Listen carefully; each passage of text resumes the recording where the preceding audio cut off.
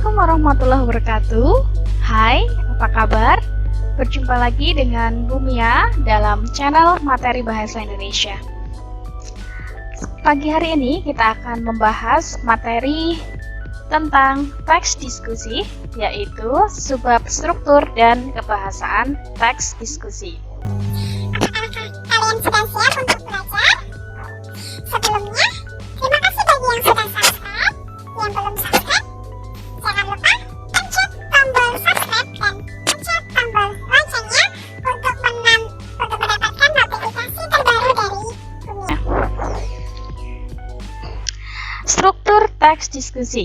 Struktur teks diskusi ada 4, yaitu yang pertama adalah isu atau masalah, yang kedua adalah argumen atau argumen yang pro atau mendukung, dan ada argumen penentang atau kontra.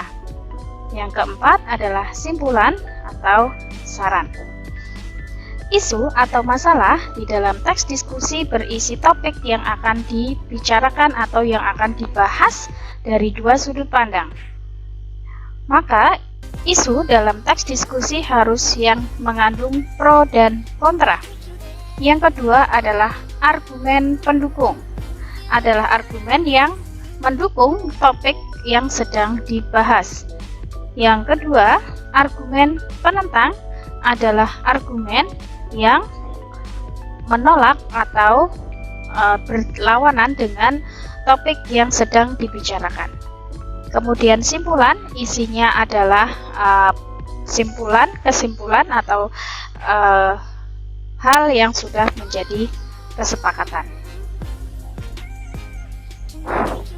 Ya, jadi isu isinya adalah masalah yang akan didiskusikan secara bersama-sama.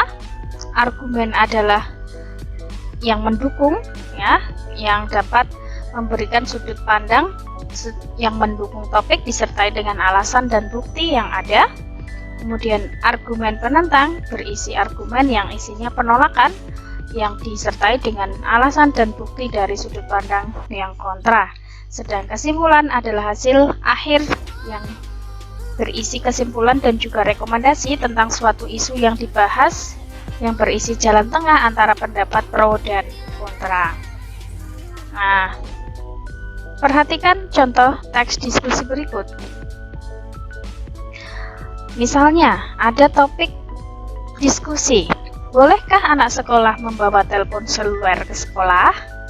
Nah, topik ini adalah topik yang pasti mengandung pro kontra di dalam masyarakat. Ada yang setuju anak membawa telepon seluler di sekolah, ada juga yang tidak setuju anak membawa HP di sekolah. Nah, contoh isu, ya.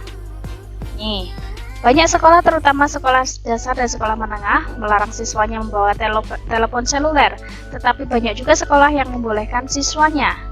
Sebagian orang menganggap bahwa membawa telepon seluler ke sekolah diperbolehkan, tetapi juga ada yang menganggap bahwa telepon seluler tidak diperbolehkan dibawa di sekolah.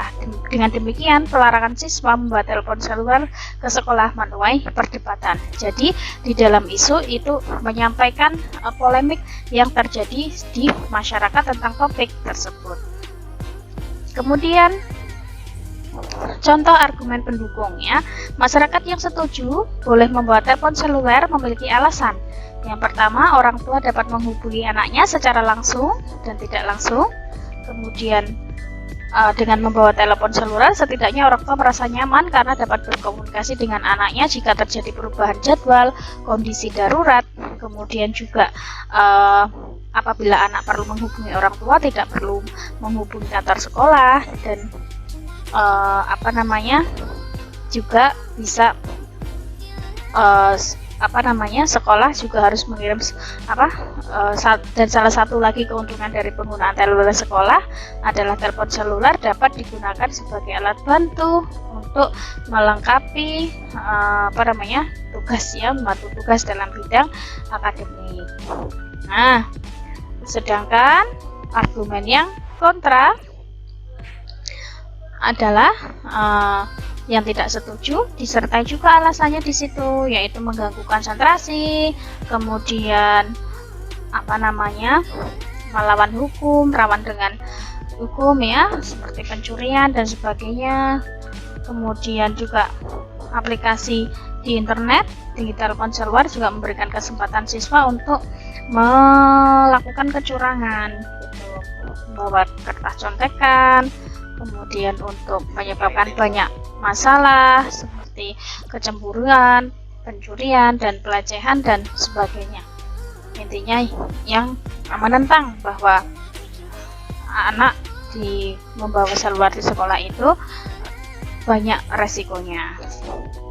Jadi simpulannya adalah cara untuk mengatasi masalah ini adalah pihak sekolah berdiskusi dengan bermusyawarah dengan orang tua agar menghasilkan kebijakan yang tepat. Yang paling penting, apakah telepon seluler mempunyai dampak positif yang mengarah pada pendidikan atau hanya membawa dampak negatif belaka. Jadi di dalam simpulan itu isinya adalah menengahi begitu ya, menengahi atau memberikan jalan yang keluar.